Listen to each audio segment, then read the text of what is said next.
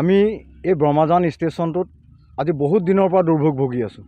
Railway ডিপাৰ্টমেণ্টে কি ভাবিছে ব্ৰহ্মাজান এই অঞ্চলটো একেবাৰে পিছপৰা অঞ্চল বুলিয়ে ভাবে নে কিয়ে ভাবে আমি নাজানো, কিন্তু আমি যথেষ্ট ৰেলৱে ডিপাৰ্টমেণ্টক অনুৰোধ কৰাৰ পিছতো আমাৰ এই ব্ৰহ্মাজান এই ষ্টেচনটো আজিলৈকে কিন্তু পৰিৱৰ্তন নহ'ল।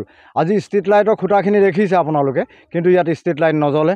ষ্টেচনটো বনাইছিলে ইংৰাজৰ দিনতে, তেনেধৰণেই আছে। পানী পৰে, লাইন নাই, ফেন নাই। আজি যাত্ৰীসকল বহুত দূৰ দূৰণিৰ পৰা আহে। এই প্লেটফৰ্মত যেতিয়া বৰষুণ দিয়ে থাকিবলৈ জাগা নাই, পেচাব কৰিবলৈ পেচাবগাৰ নাই, পানী যোগান নাই। ৰেলৱে ডিপাৰ্টমেণ্টটো একেবাৰে জুৰুলা হৈ গৈছে নেকি কেন্দ্ৰীয় চৰকাৰৰ। আমি সেইটোও ভাবোঁ কেতিয়াবা, যদি তেওঁলোকৰ ধন টকা পইচা নাই, তে আমাৰ এই ব্ৰহ্মাজান অঞ্চলৰ বিশেষ ব্যক্তি কিছুমান আছে, আমি তেওঁলোকক সাহায্য বিচাৰোঁ যে ইয়াত এটা ছট দিব লাগে, ইয়াত এটা পানী টেংকি দিব লাগে। আমি এনেকৈও কামখিনি কৰিব পাৰোঁ, কিন্তু ৰেলৱে ডিপাৰ্টমেণ্টে তেখেতসকলে ক'ব লাগিব যে আমি নোৱাৰোঁ ব্ৰহ্মাজান ষ্টেচনক অকণমান ডেভেলপ কৰিবলৈ। আজি ব্ৰহ্মাজান ষ্টেচনৰ ৰাতিপুৱা যিখন 7টা বজাৰ ট্ৰেইন যায় ডেকাগাঁও টু মুকংচেলেক, সেইখনৰ বাদে আৰু ইয়াত এখন ট্ৰেইন নৰখায়। আজি চাওক, হেলেমৰ পৰা গহপুৰ এই বৃহৎ অঞ্চল, আৰু এইফালে পাহাৰৰ পৰা এইফালে এই ব্ৰহ্মপুত্ৰ নদী, এই অঞ্চলটোৰ মানুহখিনি আহি এই ব্ৰহ্মাজান ষ্টেচনত উঠে।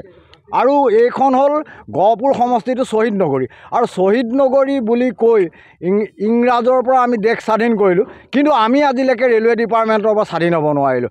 আজি ইয়াত বৰষুণ দিলে ৰেলত উঠিবলৈ মানুহ আহিব নোৱাৰে। আজি পানী খাবলৈ ল'ৰা ছোৱালী পগলা হৈ যায়। ষ্টেচনত এখন দোকান দিবলৈ সুবিধা নাই। নানান ধৰণৰ অসুবিধা আছে। গতিকে আমি অনুৰোধ জনাইছোঁ এই ব্ৰহ্মাজানবাসী হৈ পেলাই যে এই ষ্টেচনটো আপোনালোকে অকণমান মডিফাই কৰক, আৰু যাতে আমাৰ ইয়াত সুবিধা কিছুমান আহক। ব্ৰহ্মাজান ৰেলৱে ষ্টেচনটো ইমান দুৰ্গত যন্ত্ৰণাত ভুগি আছোঁ আমি। এই ষ্টেচনলৈ যদি বৰষুণ দিয়ে ষ্টেচনত ৰাতি উঠিবৰ কাৰণে অসুবিধা হয়। ইয়াত খোৱা পানী অকণো ব্যৱস্থা নাই, লেট্ৰিন কৰিবলৈ ব্যৱস্থা নাই। যদি কাৰোবাৰ ৰাতি লেট্ৰিন কৰিবলৈ হ'লে লেট্ৰিন কৰাৰ ব্যৱস্থা নাই, প্ৰস্ৰাৱ কৰিবলৈ জেগা অকণ নাই। লাইটটো এটা লাইট আজি ধৰক প্ৰথম অৱস্থাত লাইট এটা পটককৈ আমি ধিমিককৈ জ্বলা দেখিলোঁ, তাৰপিছত সেইদিনাখনৰ পৰা লাইট নাই। এতিয়া যাত্ৰী নামিলে অন্ধকাৰত খোজকাঢ়িবলগীয়া হৈছে। বহুত সমস্যা আমি ষ্টেচনত ভুগিবলগীয়া হৈছে।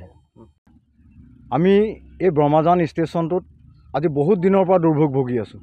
ৰেলৱে ডিপাৰ্টমেণ্টে কি ভাবিছে ব্ৰহ্মাজান এই অঞ্চলটো একেবাৰে পিছপৰা অঞ্চল বুলিয়ে ভাবে নে কিয়ে ভাবে আমি নাজানো, কিন্তু আমি যথেষ্ট ৰেলৱে ডিপাৰ্টমেণ্টক অনুৰোধ কৰাৰ পিছতো আমাৰ এই ব্ৰহ্মাজান এই ষ্টেচনটো আজিলৈকে কিন্তু পৰিৱৰ্তন নহ'ল।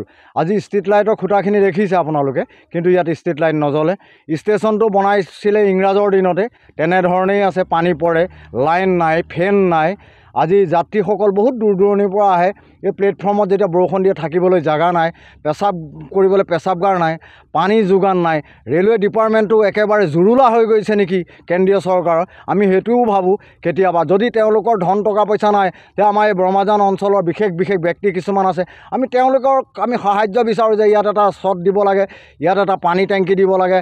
আমি এনেকৈও কামখিনি কৰিব পাৰোঁ, কিন্তু ৰেলৱে ডিপাৰ্টমেণ্টে তেখেতসকলে ক'ব লাগিব যে আমি নোৱাৰোঁ ব্ৰহ্মাজান ষ্টেচনক অকণমান ডেভেলপ কৰিবলৈ। আজি ব্ৰহ্মাজান ষ্টেচনৰ ৰাতিপুৱা যিখন 7টা বজাৰ ট্ৰেইন যায় ডেকাগাঁও টু মুকংচেলেক, সেইখনৰ বাদে আৰু ইয়াত এখন ট্ৰেইন নৰখায়। আজি চাওক, হেলেমৰ পৰা গহপুৰ এই বৃহৎ অঞ্চল, আৰু এইফালে পাহাৰৰ পৰা এইফালে এই ব্ৰহ্মপুত্ৰ নদী, এই অঞ্চলটোৰ মানুহখিনি আহি এই ব্ৰহ্মাজান ষ্টেচনত উঠে। আৰু এইখন হ'ল গহপুৰ সমষ্টিটো শ্বহীদ নগৰী, আৰু শ্বহীদ নগৰী বুলি কৈ ইংৰাজৰ পৰা আমি দেশ স্বাধীন কৰিলোঁ, কিন্তু আমি আজিলৈকে ৰেলৱে ডিপাৰ্টমেণ্টৰ পৰা স্বাধীন হ'ব নোৱাৰিলোঁ। আজি ইয়াত বৰষুণ দিলে ৰেলত উঠিবলৈ মানুহ আহিব নোৱাৰে।